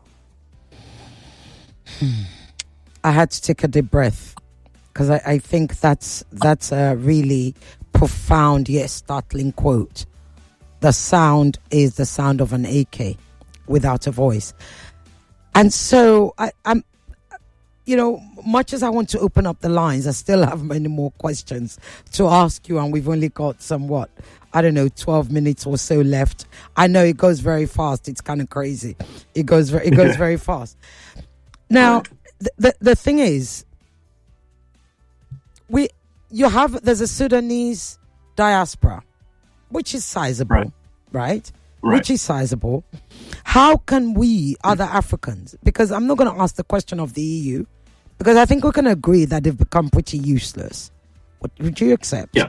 They've not been any, so what's the point of asking that? But there are the Sudanese in the diaspora and other African citizens, both in the diaspora and, also within the continent. What can we do? Beyond me having this conversation with you, right? What can we do? Because one of the reasons, again, what the Palestinians have been able to do was to also engage and bring in other groups into their struggle and use them to help them amplify and force the world to change. Yes, it's not there yet. Of course, there's still a lot of lies, thievery and fakery going on with regards to Palestine. But at the very least, the world is taking notice. How can we do that? What can we do? What is the message? I'm sure. Give me 5 points, 3 points that you would like before we run out of space. Whoever can feed my people, whoever can clothe, whoever can put a shelter, whoever can heal, whoever can educate our people, these are the ones I'm going to support. And though the Palestinians and Gazans have taken a different approach, here's the approach that we as Africans in the country, in the continent, and within the diaspora we can take. One of the reasons we've had so many issues within our continent is due to corrupt militaries. We have many different ways of bullying, of neo-patronalism, but we don't need to live like that anymore. I'm not saying we're going to go kumbaya. No, we need to rethink military. We need to rethink what we do as a people. I want us to take advantage of a certain thing. If the UAE believes that it can use mercenaries because young boys have skill sets that can be used in times of war. Why can't we, tell me this, why can't we retrain our young boys, all right, who have gone through the machines of war and who have got their best trainings within their country? Why can't we retrain these people as humanitarian missions and workers, not just in Africa, but around the world? The only difference between a soldier and a humanitarian on the front lines is one knows how to use the gun. But you've got to have the same level of physical fitness, the same analytical skills, the same strategy vision, and so forth. So in that case then, so if there's an activist, an African or African either in the continent or in the diaspora who say, I want to be advocating for Sudan henceforth, what are the 5 things, 4 things, 3 things you would tell them to do? Well, here's what I'm saying. I'm saying, make people realize power. Number one, make people realize the power of not having a gun, non-violence. Okay? It's believe it or not, it's very easy for a coward to pull a trigger. Okay, I want you to realize just how powerful it is to be able to stand up and say no. Okay. No to all of this. Okay, number one.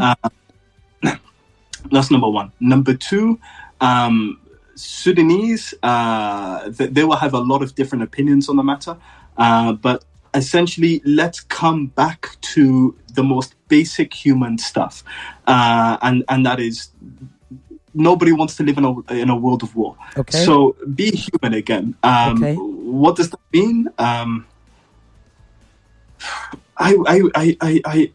It's like live your life, but then please, the joy that you've enjoyed from your life, please wish it upon others. You know, and that's the joy that the Sudanese people want. Okay, it's that normal life that's been stripped away from them. If you're enjoying your life now, I really hope that you're able to remember Sudan, remember the people of Sudan.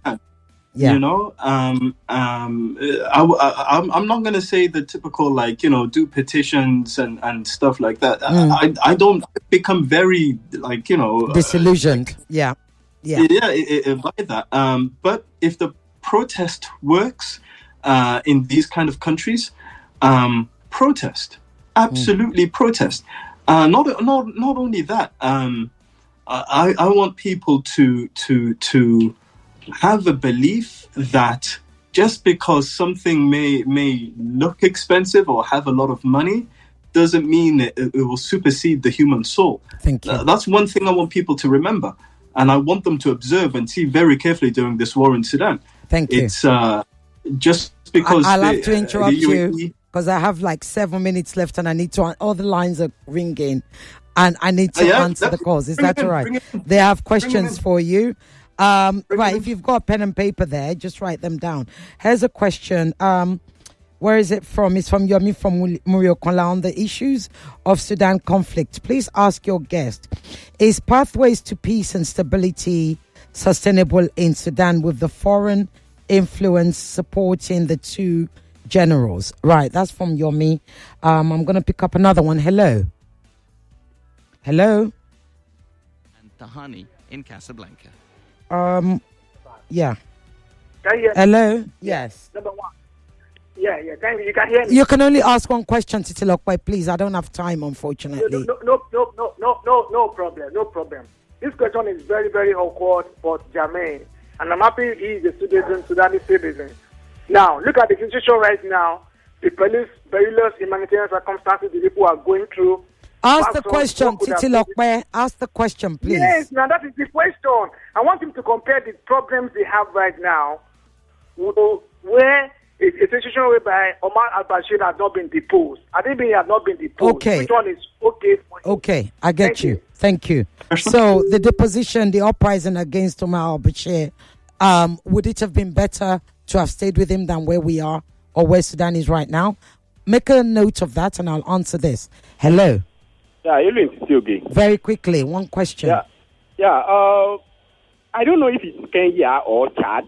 It's claimed that one of these countries is being used, to carry out goals, and then bring in weapons. Mm-hmm. And then I want to make a comparison, with our civil war, because there was a negotiation between Nigeria and Cameroon that we ceded Bakassi. Is it that the Sudani military, isn't going through a proper negotiation, with this country, to curb the RSF? What is the opinion of your guest, on What's the question? I didn't get the question, though. Nigeria gave a better negotiation, with Cameroon. Yeah. So what's the question? Yeah. Should the government give a better proposal, to this country that RSF is using? Okay, all right.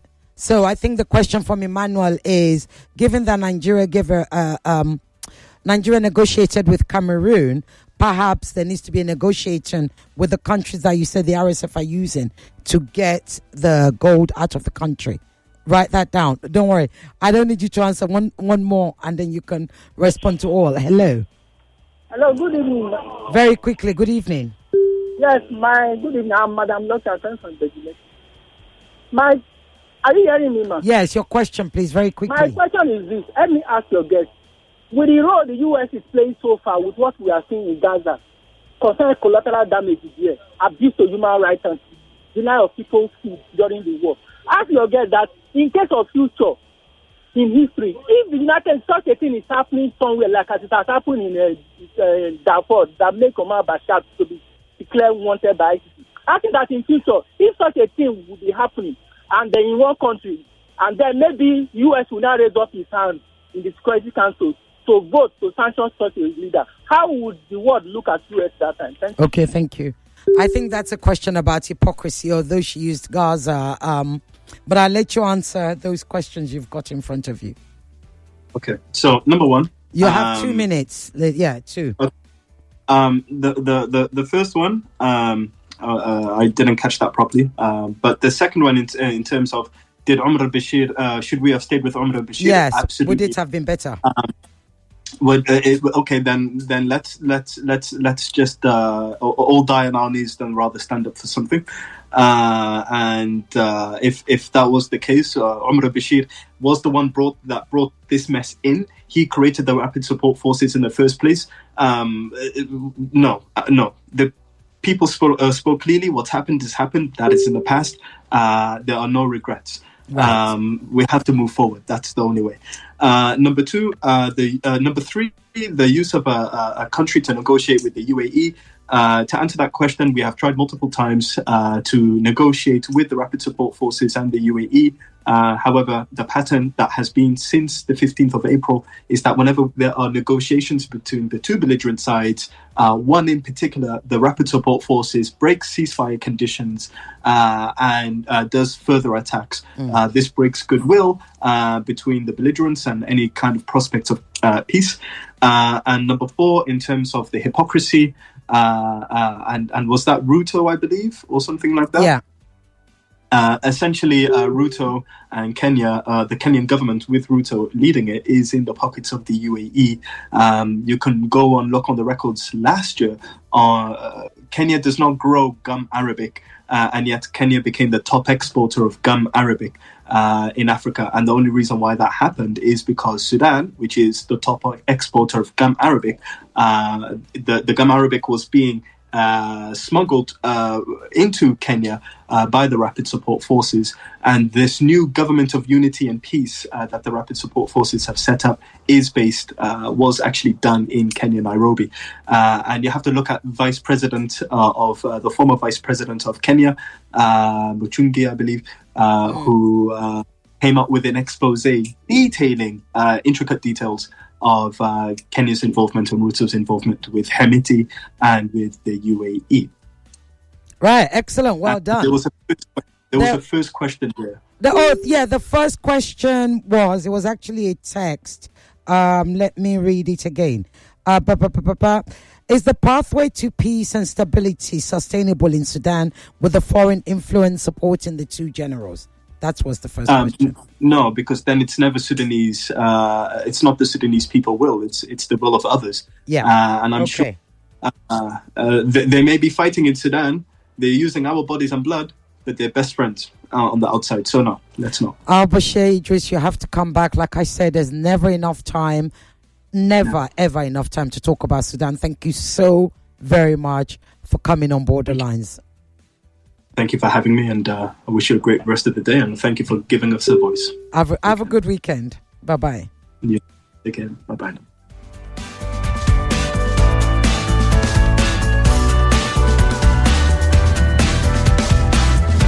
You hear it from us.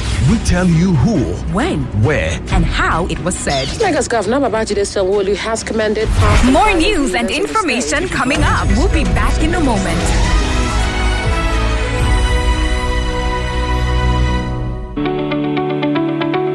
Feeling under the weather?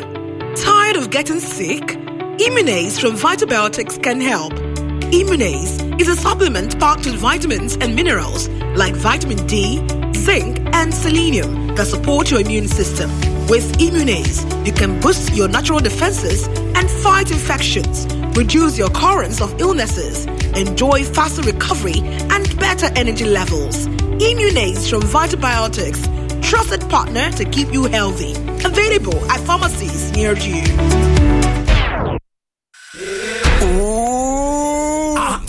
Wetin happen? Every time I do small transaction, they don't slam me with Orishirishi extra charges, SMS alert, bank transfer, even bill payment sef. They no dey pity person at all. You never hear say with Smart Cash, you fit send money go another bank, pay your bills, and receive SMS alert all for free. For free? Yes, now for free. Dem go even pay you 15% interest per annum on top your savings. Hey, cut so for me now. I fit join Smart Cash. Dial star 939 hash or download the Smart Cash app today to begin enjoy zero extra charges on all transactions. Smart Cash, money matter na sense o. Smart Cash na by Airtel. Hey, see package. This is what I call full house. Yes, sir. That's me. Who's talking about you? I'm talking about this Peak Yogurt Drink Full House Pack in your hand. The Peak Yogurt Drink 1 liter Full House Pack with more refreshment contains fresh cow milk. Share and enjoy full house goodness filled with essential vitamins and minerals. Peak. Reach for your peak. New Lafarge Water Shield Cement now confirm. Number 1 waterproof cement for Nigeria. Yeah. Ogbonge cement for waterlogged areas. Number 1 waterproof cement for Nigeria. Hey. New Lafarge Water Shield Cement number 1. Number 1. New Lafarge waterproof cement now confirm. One time. Put full stop for water wahala. With Lafarge Water Shield Cement, water go collect. If water jam house, Lafarge, na confirm. Cement, new Lafarge Water Shield Cement, na confirm. Put full stop for water wahala. Oh, the only detergent that keeps me bright and fresh. I know they waste time to wash. I thought my clothes have the best, so why go less? You can't wash a lot with a little Viva. Use Viva. Don't waste your time, don't waste your money. Use Viva. Viva, oh Viva. I love my Viva. Don't need no other. I love my Viva forever. Viva, oh Viva. I love my Viva. Don't need no other. I love my Viva forever. Viva, I love my Viva. Don't need no other. I love my Viva forever. Viva Detergent, a quality cleaning powder from Aspira. What does it really mean to live limitless? It's a sojourn in Gombe leading a procedure in Lagos. It's SMEs showing up every day, pushing through the odds. It's students in remote towns streaming global lectures in real time. It's you making big moves in London while chilling by the pool in Abeokuta. It's power. It's freedom. It's mounting a router outside and connecting it inside for super fast internet. It's Airtel 5G Smart Connect. Enjoy unlimited data for limitless living with Airtel 5G Smart Connect. Visit the nearest Airtel shop to get yours. Airtel. Hotel. Progress isn't one big break. It's in the little wins that happen every day. Like when you finish selling your goods before noon. Or when your customer says, "I'll be back tomorrow," and actually comes back with a friend. It's being able to say yes when your child makes a request. Or hitting your honeymoon savings target every month without fail. Progress is knowing you're not doing this alone. That you have a bank that sees your effort, understands your journey, and supports you at every stage. Download the MoneyPoint app today. MoneyPoint, made for your progress. From more news to more talk.